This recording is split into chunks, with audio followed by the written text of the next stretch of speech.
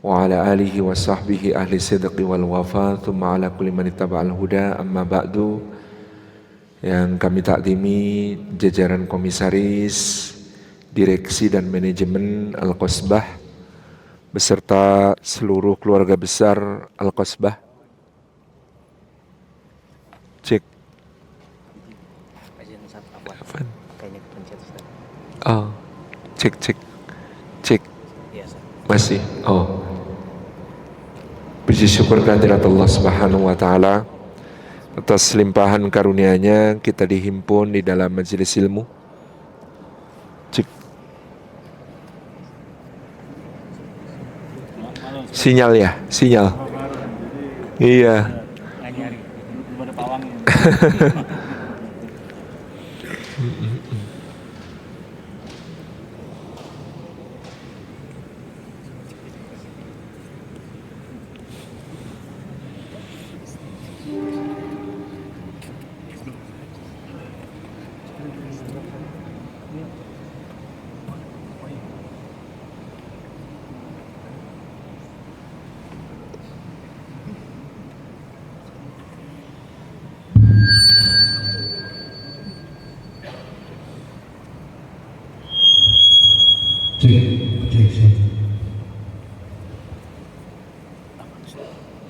Siap, pakai itu aja ya.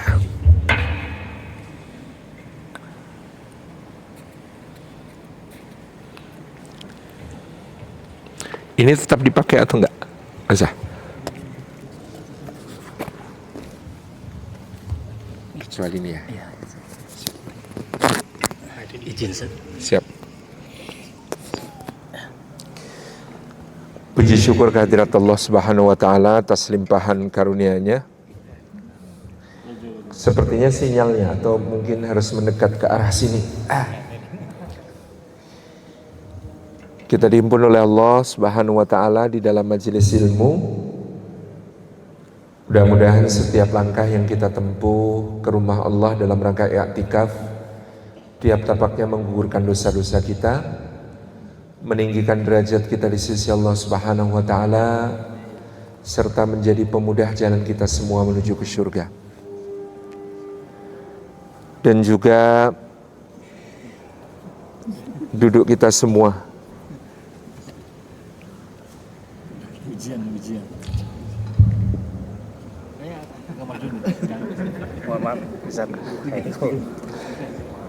dan juga duduk kita semua semoga termasuk taman di antara taman-taman surga, tempat Allah mencurah-curahkan rahmat-Nya, menaungkan sayap-sayap malaikatnya, menurunkan sakinah ke dalam hati kita, serta menyebut-nyebut nama kita semua dengan bangga pada makhluk-makhluk mulia yang ada di sisinya.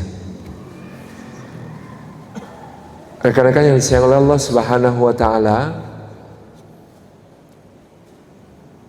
di antara manusia yang Allah Subhanahu wa taala istimewakan, namanya disebut berulang kali di dalam Al-Quranul Karim, dan millahnya dijadikan sebagai nisbat bagi dakwahnya Rasulullah SAW. Sebagaimana juga kita sebut-sebut di dalam salawat kita di setiap tasyahud, juga di dalam zikir kita pagi dan petang. Dalam tasyahud, ketika kita bersalawat kepada Rasulullah SAW, kita memohon kepada Allah, kama sallaita ala Ibrahim wa ala ali Ibrahim, kama barakta ala Ibrahim wa ala ali Ibrahim. Dan dalam zikir pagi ataupun petang kita mengatakan asbahna atau amsayna ala fitratil Islam wa kalimatil ikhlas wa ala dini nabiyina Muhammadin sallallahu alaihi wasallam wa ala millati abina Ibrahim hanifa wa ma kana minal musyrikin.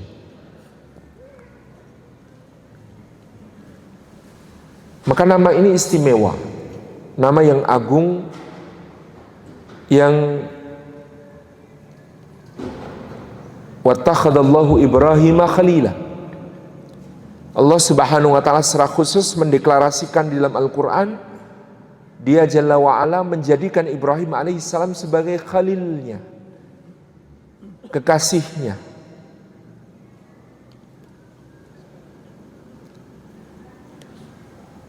Maka kita perlu belajar dari Ibrahim alaihissalam bagaimana membangun kemesraan dengan Allah Subhanahu wa taala, dan bagaimana kita kemudian melangkah menjadi hamba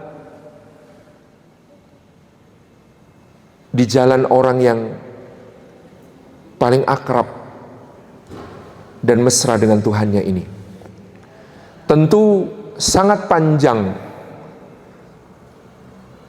kisah-kisah Ibrahim alaihissalam dalam perjalanannya menegakkan tauhidnya di hadapan ayahnya, di hadapan kaumnya, di hadapan rajanya, di hadapan para penyembah bintang, bulan dan matahari.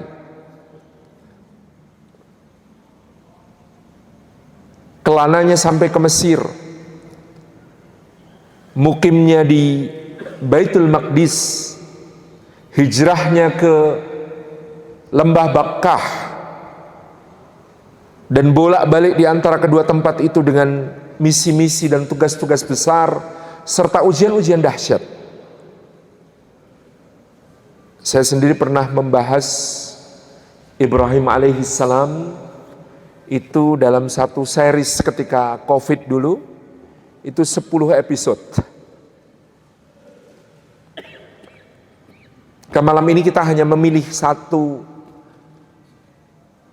penggal dari apa yang ditinggalkan Ibrahim alaihissalam dan diabadikan oleh Al-Quranul Karim.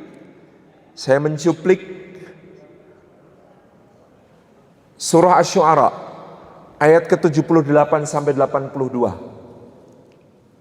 Di situ di 5 ayat itu Ibrahim seakan-akan menjelaskan kepada kita seperti apa rumus kemesraan dengan Allah Subhanahu wa taala. Firman Allah Subhanahu wa taala tentang kata-kata Ibrahim alaihissalam, Alladzi khalaqani fahuwa yahdin, ayat ke-78. Walladzi huwa yut'imuni wa yasqin, ayat ke-79. Wa idza maridtu fahuwa yashfin, ayat ke-80. Walladzi yumituni tsumma yuhyin, ayat ke-81. Walladzi atamau ayaghfira li khati'ati yaumaddin, ayat ke-82.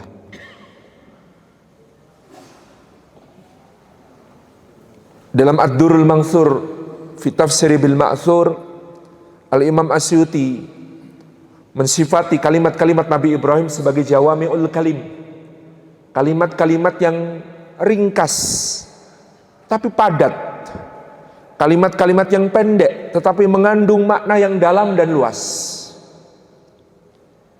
Ketika kita misalnya kemudian memahami kalimat Nabi Ibrahim alaihissalam ini, kita menemukan satu gambaran hubungan yang indah antara hamba dengan Rabb-nya, antara abd dengan ilahnya.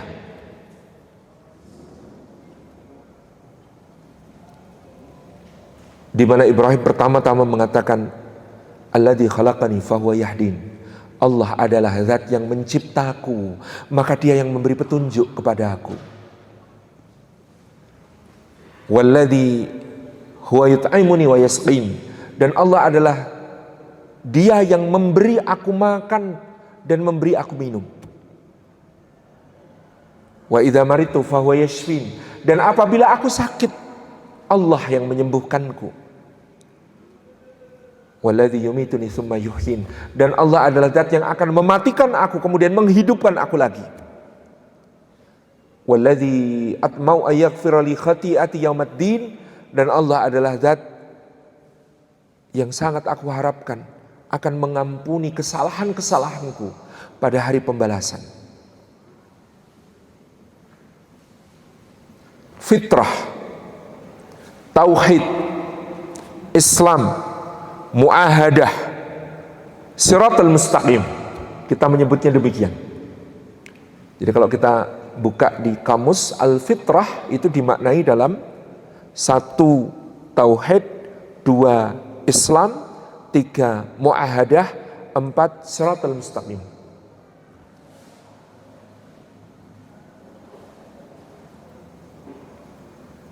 Dia tauhid untuk mengesahkan Allah. Itulah fitrah kita sebagai manusia. Dia adalah Islam, keberserahan diri kepada yang Maha Satu itu. Dia adalah muahadah. Ketika Allah Subhanahu wa taala bertanya, "Alastu birabbikum?" dan ruh kita semua menjawab, "Bala, syahidna." Dia adalah siratul mustaqim seperti yang digambarkan Isa alaihi salam, "Wa anna Allaha rabbi wa rabbukum fa'buduhu, hadza siratul mustaqim."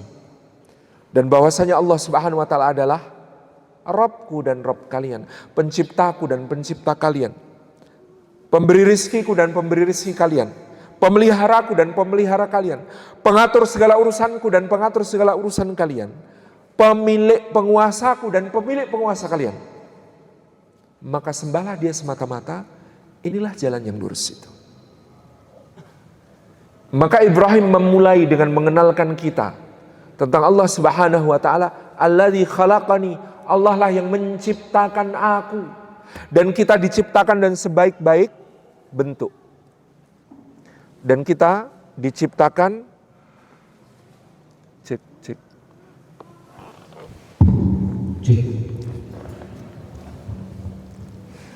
Dan kita diciptakan dalam sebaik-baik penciptaan. Laqad khalaqnal insana fi ahsani taqwim. Benar-benar sungguh-sungguh kami telah menciptakan manusia dalam sebaik-baik proporsi. Wa sawwarakum fa ahsana suwarakum, dan Allah yang membentuk rupa kalian maka Dia memperindah bentuk rupa kalian itu. Tidak ada makhluk yang lebih indah daripada kita dalam penciptaannya. Seganteng-gantengnya simpanse yang paling ganteng, tetap kalah ganteng dengan manusia yang ngakunya paling jelek. Kita punya makhluk-makhluk khayalan. Kalau di Lord of the Rings ada yang orc, ada yang hobbit, ada yang elf. Mungkin orang yang mengatakan elf itu yang paling bagus, tapi coba lihat telinganya, gak seindah kita. Kita ini bahkan kesulitan untuk bisa membayangkan adanya makhluk yang lebih indah daripada manusia. Misalnya film tentang alien, E.T. extraterrestrial, makhluk dari luar bumi. Ada nggak film alien yang diterbitkan oleh Hollywood, Bollywood maupun Sariwood? Kalau Indonesia kan Sariwood. Yang aliennya itu lebih indah daripada manusia? Gak ada. Ada yang campuran dengan serangga, ada yang campuran dengan reptil, ada yang campuran. Ya, gak ada. Gak ada makhluk yang seindah manusia. Dan itulah keistimewaan yang diberikan oleh Allah Subhanahu wa ta'ala.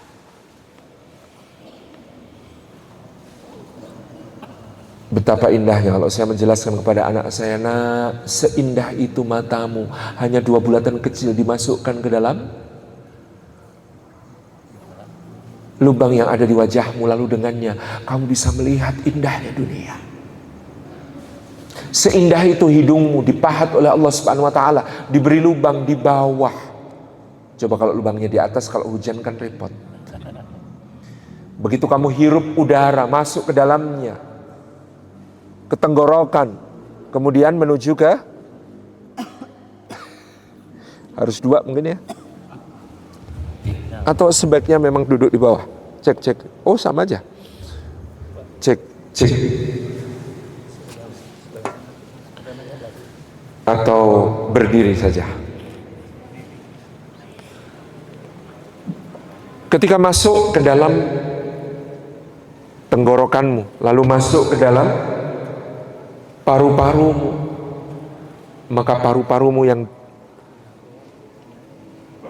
dianugerahi kecerdasan oleh Allah Subhanahu wa taala, sel-sel kecilnya memilih dan memilah mana yang bermanfaat, mana yang tidak. Yang bermanfaat itu kemudian dititipkan ke dalam darah, diangkut ke seluruh tubuh, menjadi daya hidup bagi semuanya. Dan semua penciptaan itu begitu sempurnanya Allah berikan.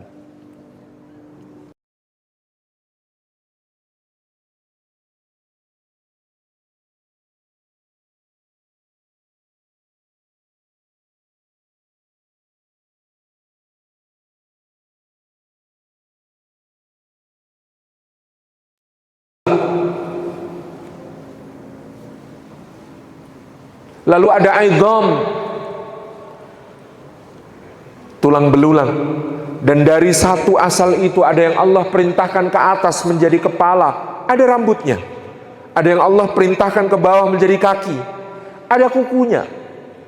Ada yang diperintahkan ke samping menjadi tangan, ada jarinya. Ada yang diperintahkan ke tengah menjadi dada, ada jantungnya, paru-parunya, livernya. Ada yang diperintahkan ke depan menjadi wajah, ada hidungnya, ada telinganya, ada matanya, mulutnya. Sedahsyat itu penciptaan kita.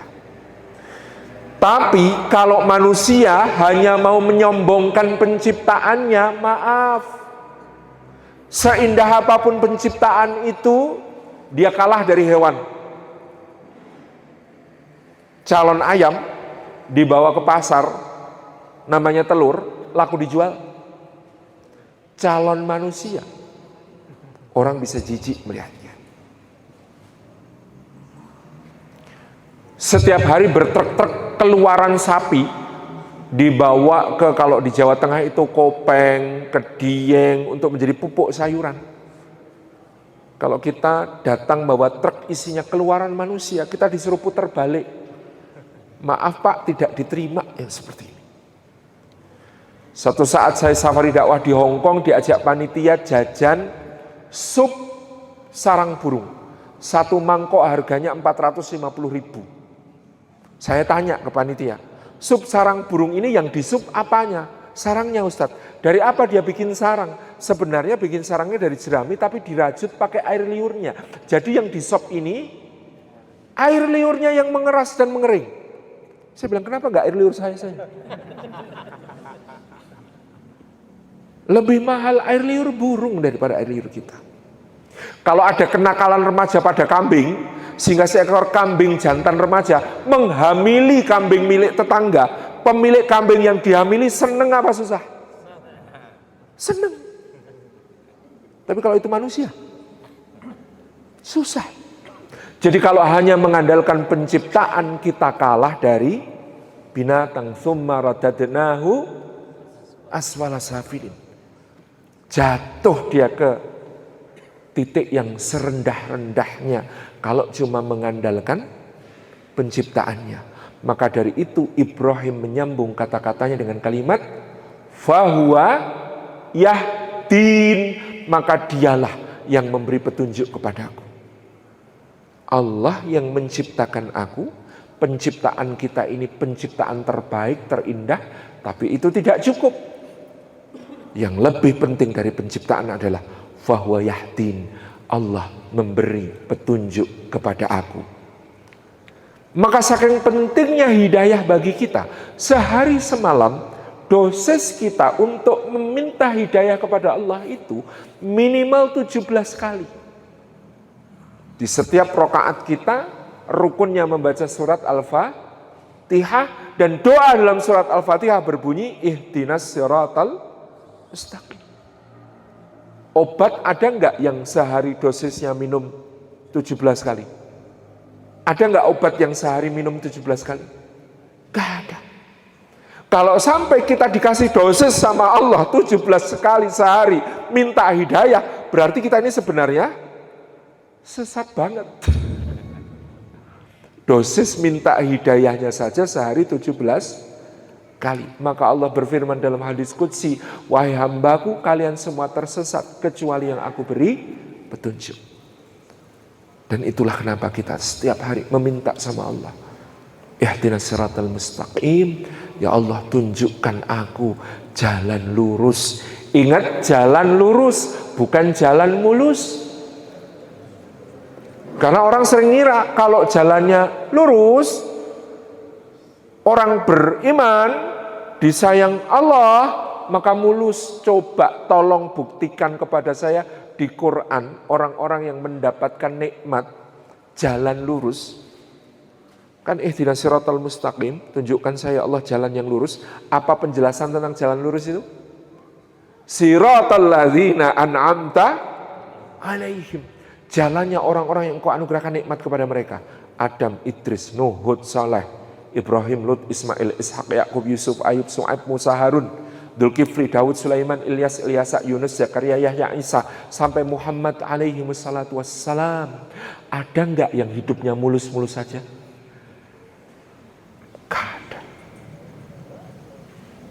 Jadi jalan lurus itu boleh terjal, boleh curam. Karena itu dalam Quran bahkan kisah terbaik itu kisah yang berliku-liku.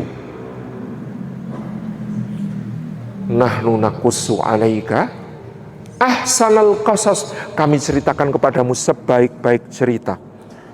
Cek. Pakai timer mungkin ya. Cek. Buat sholat tadi terawih. Cek. Karena mic-nya kayaknya ada timernya setelah sekian menit. Kita terus semangat.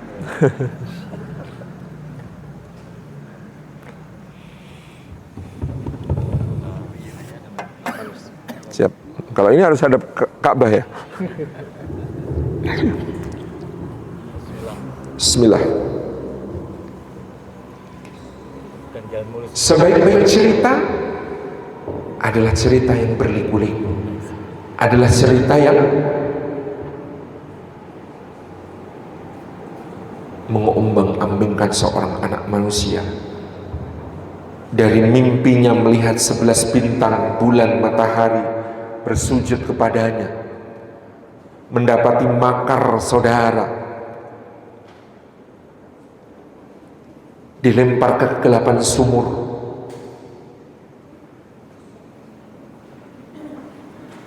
jadi kalau kita pakai istilah modern, Yusuf alaihissalam itu mengalami sibling rivalry, kemudian mengalami murder attempt, percobaan pembunuhan, kemudian mengalami human trafficking, dia dijual ke negeri yang jauh gitu. Human trafficking, perdagangan manusia. Kemudian dia mengalami slavery, perbudakan. Ketika mengalami perbudakan, dia mengalami sexual abuse, kekerasan seksual dari majikan perempuannya sampai bajunya sobek, ditarik. Kan biasanya ada pertanyaan, kalau Anda digoda kayak Nabi Yusuf, baju Anda sobek di sebelah mana? Kata teman saya, kalau saya sobek samping Ustaz. Kok bisa? Iya, karena saya tidak sesoleh yang sobek belakang, tapi insya Allah juga tidak sebejat yang sobek depan. Tengah-tengah saja. Ada lagi yang ngomong, kalau saya tidak sobek sama sekali, kok bisa? Saya lepas duluan. Untung wajah Anda tidak seperti Nabi Yusuf. Setelah sexual abuse, apa yang dialami oleh Yusuf? False accusation, tuduhan palsu. Karena justru perempuan itu yang menuduh Yusuf sebagai yang salah. Makanya nanti ada kalimatnya, suami dari perempuan itu mengatakan, inna kaidakunna adzim. Tipu daya kalian para wanita sangat besar. Kenapa? Karena biasanya orang kalau kepergok, kegap, itu kan bohongnya nggak lancar ya.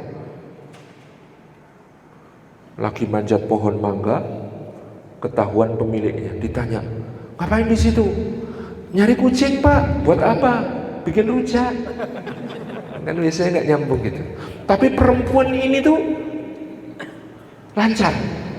Apa balasannya suamiku untuk orang yang kamu sudah berbuat baik kepadanya tetapi bermaksud buruk kepada aku, kecuali kamu penjarakan atau kamu siksa dengan siksaan yang pedih. Itu lancar banget ngomongnya, tanpa grogi. Lalu setelah itu apa yang dialami? Dia dibela, bajunya sobek belakang. Perempuan yang menggoda Yusuf tidak disebut namanya dalam Quran. Kita tahu nama Zulaikha dari Bika Ambon, dari tafsir. Di dalam Quran namanya cuma disebut Imra'atul Aziz. Terjemahnya oknum istri pejabat. Imra'atul Aziz itu terjemahnya oknum istri pejabat. Kenapa? Karena Allah itu maha santun. Kalau ada orang bermaksiat terang-terangan, gak malu-malu, dibanggakan, ngajak-ngajak orang lain, namanya disebut. Contoh, tabat syada abi lahabi wa tab. Tapi perempuan ini tidak, dia masih punya malu. Buktinya punya malu, waktu mau godain Yusuf, nutup semua pintu, berarti masih punya malu. Maka namanya tidak disebut, hanya Imra'atul Aziz, oknum istri pejabat. Apa yang dialami Yusuf berikutnya? Menjadi objek of revenge, objek balas dendam. Ketika perempuan ini digosipkan oleh ibu-ibu sosialita dan dharma wanita kerajaan Mesir, si Imratul Aziz enggak banget seleranya. Masa tergoda sama budak, jeng? Beda ya sama kita, kita kan seleranya pangeran-pangeran. Ya enggak gitu. Maka diundang perempuan-perempuan itu, dikasih pisau, dikasih buah. Yusuf jalan di atas catwalk, ngiris jari. Saya dulu ngiranya cuma gitu, tapi kata Quran musyaddadah, qatta'na, berarti ditekan dan berulang. Begitu. Sedahsyat apa Yusuf? Coba ya kalau ada fotonya ya, bisa dipasang di ruang operasi, menggantikan anestesi. Orang operasi nggak perlu dibius. Maka Imra'atul Aziz balas dendam. Apa katanya? Tuh kan kalian baru lihat sekali, udah ngiris jari. Lah aku lihat tiap hari, mana tahan. Apa yang selanjutnya terjadi? Sexual harassment. Kata orang Jepang, sekohara. Pelecehan. Karena kalimatnya Yusuf menyiratkan itu. Rabbi sijnu ahabbu ilayya mimma yad'unani ilaih. Ya Allah, aku lebih suka masuk penjara daripada mengikuti apa yang mereka mau. Maka yang selanjutnya apa yang dialami Yusuf? Kriminalisasi. Sesudah mengalami kriminalisasi, di dalam penjara ketemu dua teman, yang satu selamat, yang satu dihukum mati. Kepada yang selamat Yusuf pesen, nanti kalau ketemu raja sebut saya bro, saya korban kriminalisasi. Oke bro, siap. Temennya ini lupanya 7 tahun.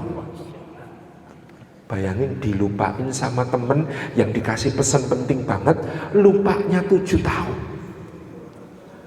Sampai akhirnya kemudian saatnya tampil menjadi solusi bagi persoalan negara. Sampai akhirnya saudara-saudaranya datang. Dia berkonspirasi supaya adiknya dibawa. Sampai akhirnya mereka kumpul satu keluarga.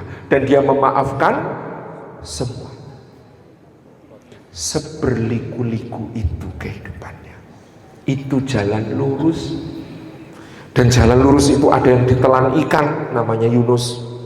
Jalan lurus itu ada harus lari dari Mesir sampai kematian, namanya Musa. Mimpin Bani Israel, rewelnya nggak ketulungan. Kalau mau cari cerita pemimpin stres gara-gara yang dipimpin nggak beres, Musa alaihissalam. Ada kisah sakit seperti Ayub. Ada kisah ditegur Allah pakai 2 orang petani, peternak seperti Daud. Semua berliku-liku. Maka inilah hidayah yang selalu harus kita mohon kepada Allah, supaya dalam hidup kita tetap di atas track siratul mustaqim.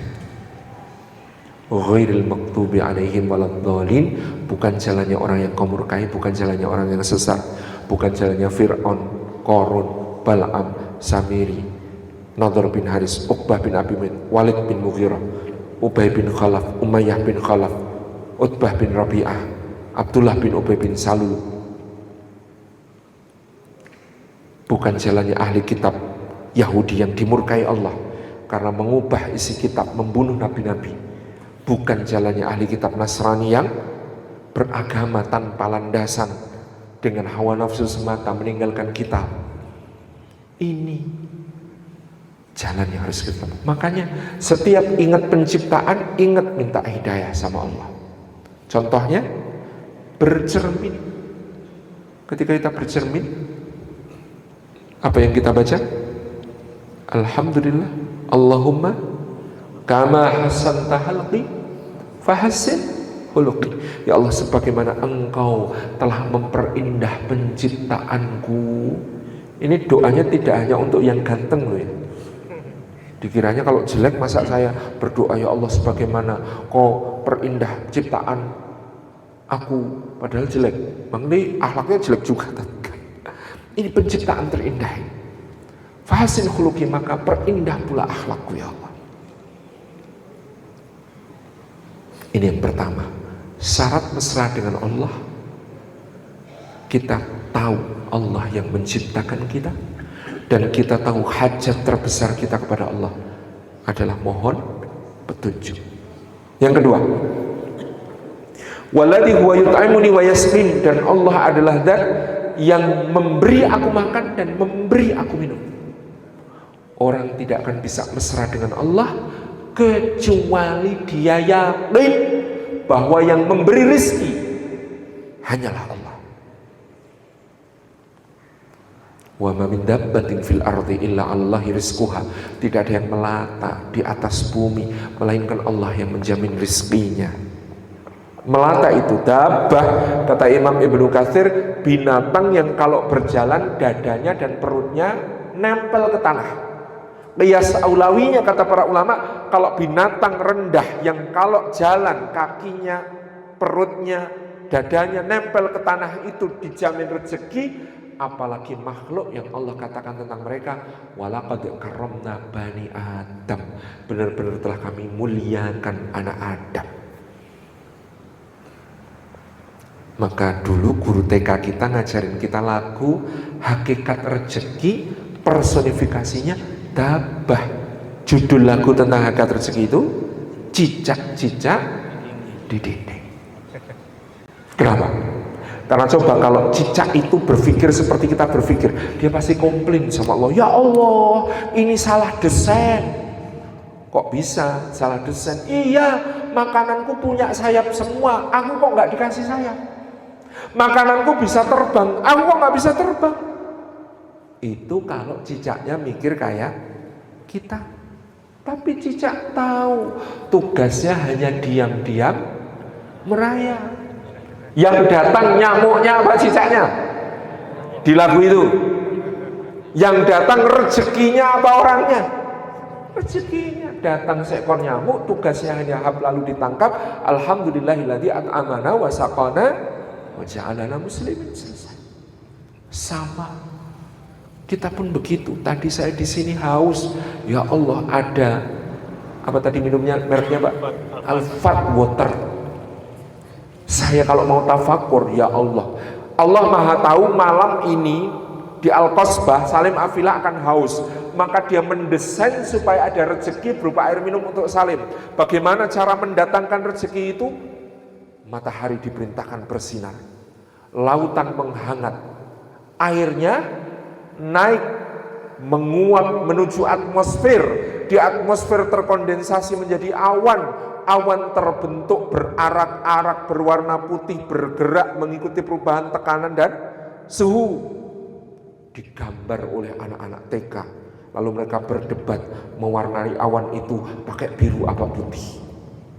Kemudian sampai dia di lereng-lereng pegunungan, akhirnya turun sebagai hujan. Ketika turun sebagai hujan, dia tidak langsung menyentuh bumi. Cobalah tengok dahan dan ranting, pohon dan kebun basah semua. Kemudian dia menetes-netes ke bawah, di pori-pori tanah, menyusup ke celah-celah bebatuan. Di celah-celah bebatuan mengalir ke bawah, sampai akhirnya muncul sebagai mata air. Begitu muncul sebagai mata air, ada yang masukin ke dalam botol. Meskipun untuk masukin ke dalam botol, kata KDM, ada juga yang ngebor. Begitu sudah masuk ke dalam botol, kita nggak tahu dia sudah lewat berapa tangan, dia sudah jadi jalan rezeki berapa orang, akhirnya sampai kepada kita di sini. Lalu kita tinggal minum. Sesophisticated itu Allah mengatur rezeki kita. Serumit itu Allah memperjalankan rezeki kita. Maka benar Imam Al-Ghazali, kamu mungkin nggak tahu di mana rezekimu, tapi rezekimu tahu di mana engkau. Kalau dia di langit, Allah perintahkan turun untuk menjumpai. Kalau dia di bumi, Allah perintahkan muncul menjumpai. Kalau dia di lautan, Allah perintahkan untuk timbul supaya bisa ketemu sama kamu. Dan semua dalam tadbirnya, pengaturannya Allah yang luar biasa. Coba dulu bayangkan, saya itu di pondok tahun 96. Piring saya ada nasi, sambal kecap, kerupuk. Betapa kayanya saya. Karena nasi itu saya tidak diperintahkan nanam padi sendiri. Allah yang memerintahkan petani nanam padi, bukan sembarang petani. Petani Vietnam, karena beras impor.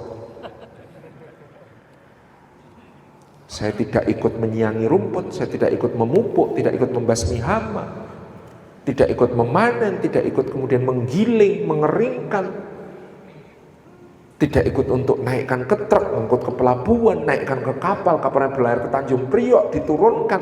Saya nggak tahu siapa yang nurunin ke truk, saya nggak tahu siapa yang terima komisi impornya.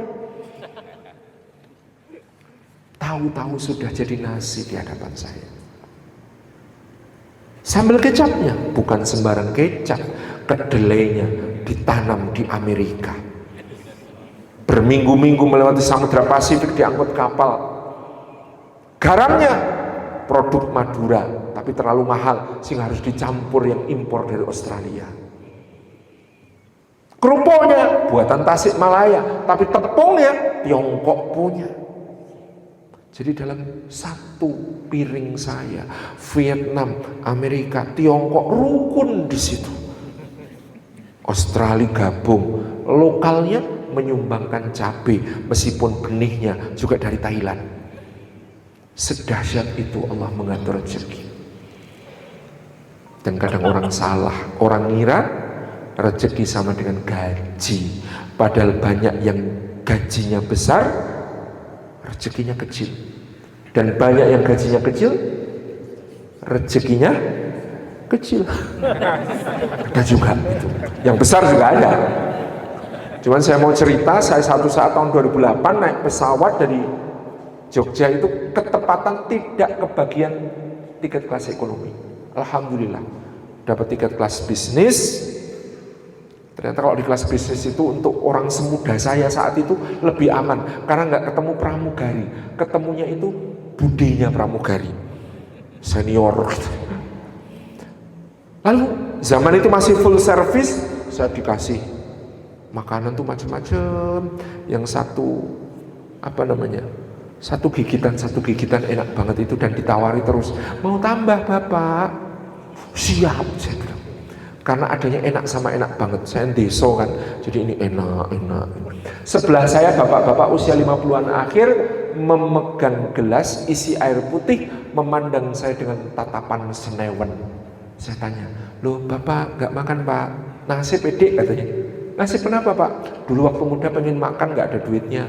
Sekarang ada duitnya, apa-apa nggak boleh edik sama dokter katanya. Mau makan manis, jangan pak diabetesnya. Mau makan gurih, jangan pak kolesterolnya. Mau makan asin, jangan pak hipertensinya. Mau makan kacang saja loh dek, jangan pak asam uratnya. Saya candain, pak belum tahu ya, hasil riset terbaru, kacang menurunkan asam urat. Oh, masa Dik? Iya Pak, menurunkan gimana maksudnya? Dari perut turun ke kaki Pak. Ketawa, di akhirnya kami bercanda, lalu saya tahu ternyata ini direktur utama sebuah BUMN. Gajinya zaman itu tahun 2008 200 juta per bulan. Mau punya gaji 200 juta per bulan, tapi nggak boleh makan manis, nggak boleh makan asin, nggak boleh makan kacang, nggak boleh makan gurih. Saya candain lagi, lah iya lu bapak ini membanting tulang sampai linu-linu, memeras keringat sampai kering, nanti sampai umur 60 tahun lalu pensiun, di deposito bapak sudah kumpul 2 triliun. Amin deh, amin. Tapi besok paginya wafat. Kok doanya jelek deh? Umpama Pak, umpama. Terus besok paginya wafat. Lah yang 2 triliun hasil kerja bapak itu rezekinya siapa Pak?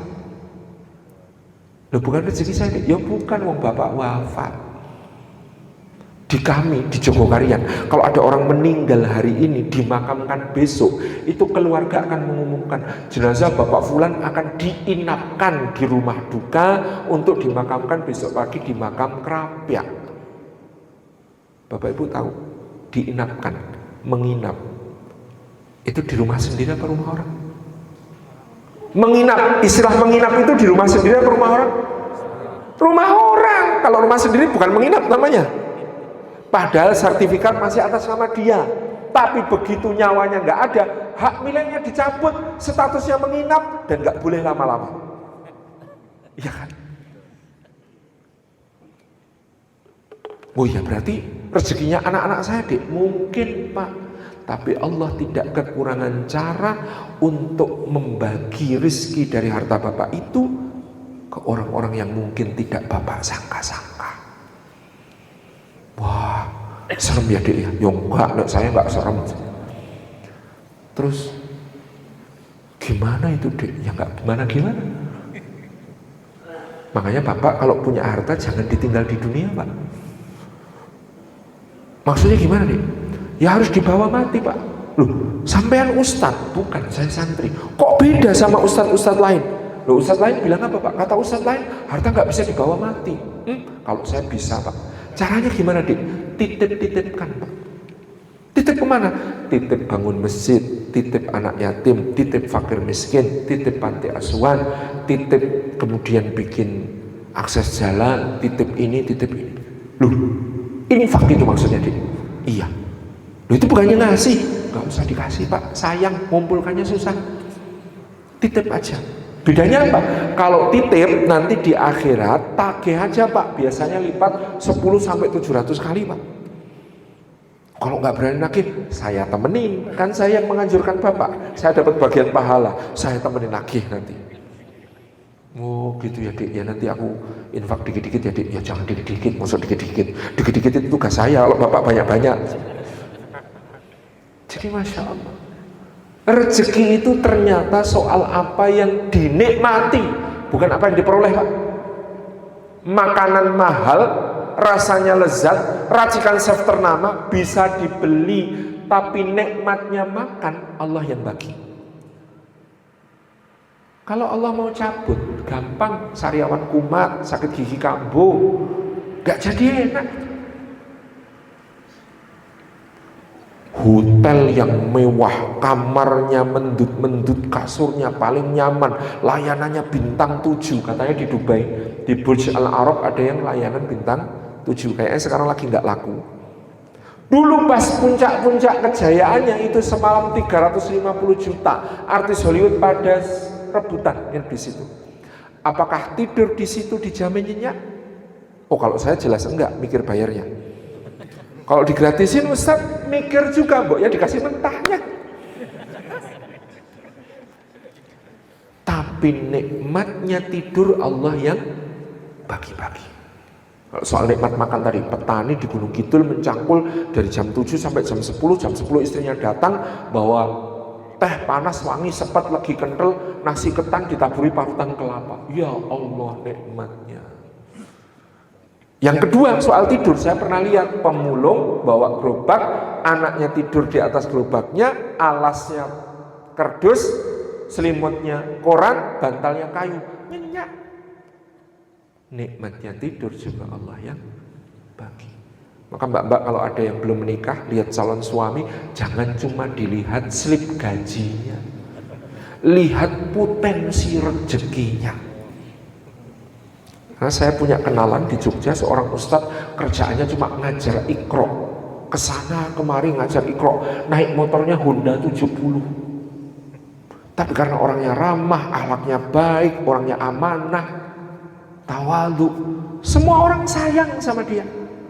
Rezekinya bagus potensinya. Satu saat dekat rumahnya ada berdiri perumahan mewah.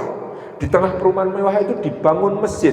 Di samping masjid itu dibikinkan rumah untuk marbot. Ketika terjadi musyawarah antara pengembang dengan tokoh-tokoh masyarakat, siapa ya yang kita tunjuk untuk menjadi marbot di sini? Semua aklamasi, Mas Ustadz yang itu.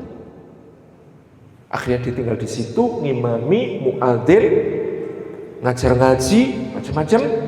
Satu hari dia membutuhkan kendaraan untuk kegiatan TPQ-nya, maka dia pinjem mobil milik salah satu penghuni perumahan itu, dipakai seharian, dikembalikan. Hari berikutnya pemilik mobilnya ketagihan, Mas Ustadz mobilnya kapan dipakai lagi? Kalau habis dipakai Mas Ustadz tuh kok wanginya beda, terus rasanya juga lebih halus gitu. Tetangga sebelahnya protes, Mas Ustadz jangan mobilnya bapak ini terus, mobil saya kapan dipakai? Tetangga sebelahnya ngomong, dijadwal aja Mas Ustadz, ini mobil Senin, Selasa, Rabu, Kamis, Jumat, Sabtu, Ahad. Akhirnya Mas Ustadz ini setiap hari ganti mobil, bagus-bagus, mewah-mewah. Sementara pemilik mobil-mobil ini, penghuni perumahan mewah ini, naik sepeda kalau ke kantor, sesuai anjuran dokter. Jadi Allah itu kalau bagi rezeki itu, ya Allah, kadang lucu-lucu gitu kan. Makanya kita ini nggak boleh khawatir soal rezeki. Kita bekerja itu ibadah. Anda bekerja di Al-Qasbah, kalau ikhlas, ya Allah, ini setiap satu huruf dari Quran yang akan dibaca ini, Engkau ya Allah akan mengaruniakan 10 kebaikan bagi pembacanya. Aku yang ikut serta di dalam menghadirkan Quran ini, Allah berikan juga untukku 10 hasanat itu. Quran ini akan dihafal seorang hafidz, seorang hamalatul Quran yang akan menyebarkan cahaya Quran ke segala penjuru bumi. Aku ya Allah yang ikut berandil menghadirkan Quran ini, jangan kau halangi dari pahalanya Allah. Kerja kalau kayak begini Pak, Kang Hafidz Ari beliau gak akan mampu bayar antum. Karena ikhlas itu kata Ibnu Qayyim, seluruh isi dunia dipakai untuk bayar, gak cukup. Makanya ikhlas itu balasannya cuma di akhirat, karena seluruh isi dunia gak cukup. Tapi begini, kalau antum itqon, ditekuni sampai ahli, ihsan, dilakukan melebihi harapan para penerima jasa, ikhlas semuanya karena Allah. Katakanlah begini, antum itu bekerja dengan kelayakan dibayar 1 miliar, lalu antum gajinya cuma misalnya 6 juta, layak dia dibayar 1 miliar, cuma ngambil gaji 6 juta, maka 994 juta lain pasti dibayar sama Allah. Bentuknya macam-macam, bisa istri solihah, anak-anak solihin dan solihat, keluarga sakinah mawaddah warahmah penuh berkah, qurratu ayun satu sama lain, hidupnya tenang tentram, tidak punya utang misalnya gitu ya. Kemudian juga mampu melaksanakan ibadah, sholat berjamaah, bahkan bisa umroh misalnya gitu kan. Itu kan kenikmatan yang luar biasa. Tapi sebaliknya, ada orang cuma layak dibayar 500.000, kok ambil bayaran 20 juta per bulan, 19.500.000-nya juga bakal ditagih sama Allah. Nah gimana? Datang ke kantor jam 8 sampai jam 10 ngobrol-ngobrol sambil baca Quran, jam 10 sampai jam 12 ngopi, jam 12 sampai jam 2 keluar makan siang, jam 2 sampai jam 4 di depan komputer sibuk main soliter. Lawas banget ya main soliter. Kalau gajinya 20 juta, itu ditagih sama Allah. Ditagihnya itu macam-macam. Istrinya selingkuh, naudzubillah. Anak-anaknya kena narkoba, keluarganya berantakan, macam-macam. Pasti ada hitungannya di sisi Allah Subhanahu wa taala. Maka rezeki ini niatkan bekerja kita ibadah, harapkan balasan dari Allah dunia dan akhirat dalam kebaikan. Ini yang kedua. Yang ketiga, Nabi Ibrahim mengatakan wa idza maridtu fa huwa yashfin. Apabila aku sakit, dia yang menyembuhkan aku. Kalau diperluas maknanya,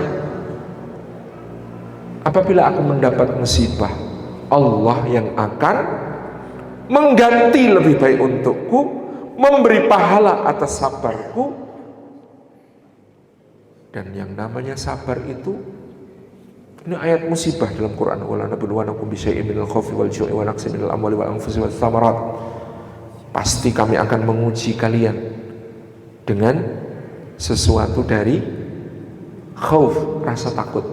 Kita sering khawatir semua ya. Ada perang di Timur Tengah, kita merasakan dampaknya. Kemarin saya dari Pertamina, harga minyak mentah itu semula $60 per barel, sekarang sudah 110. Kalau yang hulu untung, tapi Pertamina lebih banyak hilirnya daripada hulunya kan gitu. Ngolah untuk kemudian dijual sebagai BBM. Jelas itu akan berdampak. Walju, rasa lapar, ya kalau Ramadan jelas rasa lapar, ujian kita gitu. Tapi juga kekurangan-kekurangan. Wanaksi minal amwal, berkurang harta. Tanpa kita sadari harta kita itu berkurang. Kok bisa? Kena inflasi. Tabungan kena inflasi. Jadi nisbah bagi hasil tabungan itu nggak ngejar inflasi. Kecuali yang nyimpen dalam bentuk emas mungkin aman gitu ya. Kemudian wal anfus, berkurangnya jiwa. Para ulama mengatakan berkurang jiwa itu boleh jadi ada keluarga kita yang meninggal, orang-orang kita sayangi, atau berkurangnya jiwa itu, berkurang jiwa di bagian ginjal, ginjalnya bermasalah, berkurang jiwa bagian jantung, jantungnya bermasalah, berkurang jiwa bagian paru-paru, paru-parunya bermasalah. Itu termasuk pengertian berkurang jiwa. Wasamarat, meleset, panennya tidak sesuai dengan proyeksi, apalagi yang main IHSG gitu. Merah terus. Jadi subhanallah, ini ujian semuanya. Wabasyiris sabirin, ternyata ujung dari ayat ujian berbunyi berilah kabar gembira kepada orang-orang yang sabar. Loh, ternyata semua musibah ujungnya kabar gembira. Kok bisa kabar gembira? Karena Allah mengatakan satu, kalau ada yang bilang I love you, seneng gak? I love you, aku menyayangimu, aku mencintaimu, seneng gak? Tergantung siapa yang ngomong kan. Tapi kalau orang yang sabar, wallahu yuhibbus sabirin, Allah cinta sama orang yang sabar. Kalau ada yang bilang aku akan selalu di sisimu, aku tidak akan pernah meninggalkan, aku akan selalu bersamamu, seneng gak? Seneng. Apalagi orang yang sabar, innallaha ma'as sabirin. Kalau gajian, mana gaji saya? Ini gudang, iya, isinya emas. Kok gudangnya panjang banget? Iya, saya boleh ambil berapa? Terserah, tak terbatas. Kan enak gajian begitu.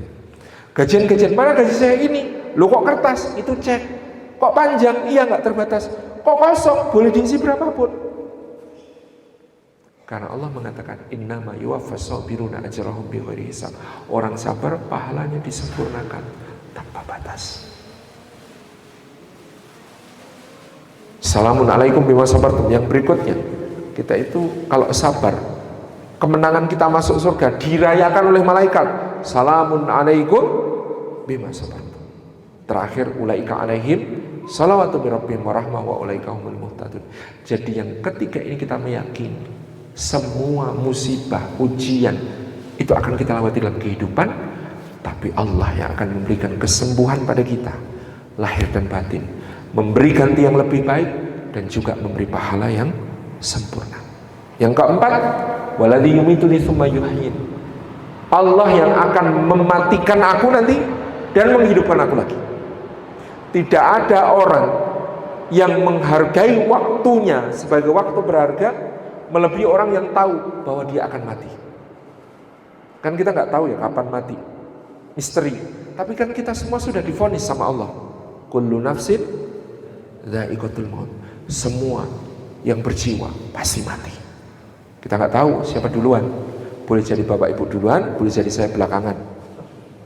Sangat mungkin, itu kan? Kita nggak tahu.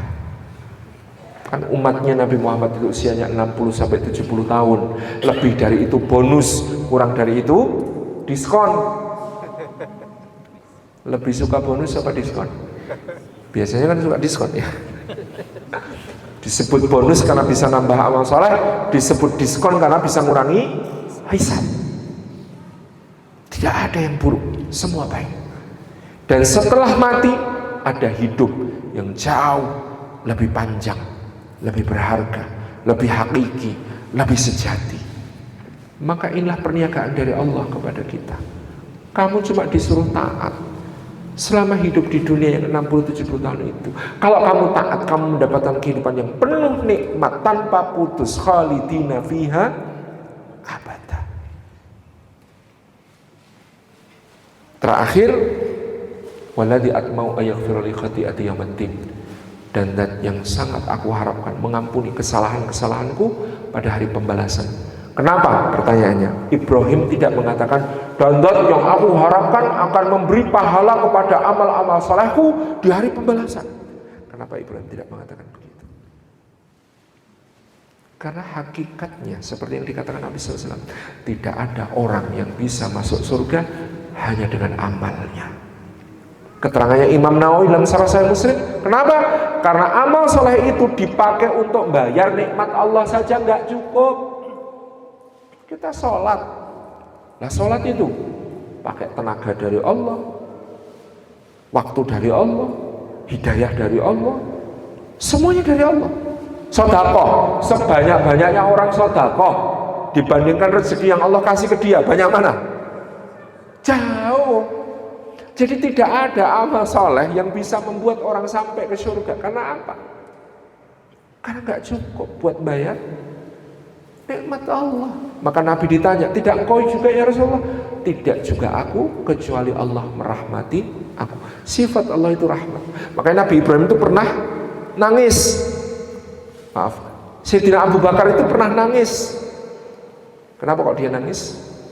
Karena baca ayat, innallaha ashtara minal mu'minina amwalahum wa anfusahum bi anna lahumul jannah. Sesungguhnya Allah telah membeli dari orang-orang beriman jiwa mereka dan harta mereka dengan memberikan surga sebagai balasan untuk mereka. Kenapa Abu Bakar nangis? Rasulullah tanya, kenapa kau nangis? Ya Rasulullah, saya pedagang, saya tahu betul kalau beli barang itu pasti pilih yang bagus ya Rasulullah. Orang beli itu pasti pilih yang bagus. Apa jadinya dengan amal saya ya Rasulullah? Compang camping, banyak kurangnya, banyak salahnya, banyak bolongnya. Amal saya nggak akan dibeli sama Allah, nggak akan terpilih untuk dibeli sama Allah. Maka Rasulullah menghibur. Apa kata beliau? Bukankah engkau kalau membeli barang bukan cuma karena barangnya bagus, tapi kadang-kadang engkau membeli barang karena kasihan sama yang jual. Iya enggak? Pernah enggak? Beli barang itu bukan butuh, bukan bagus, tapi kasihan sama yang jual.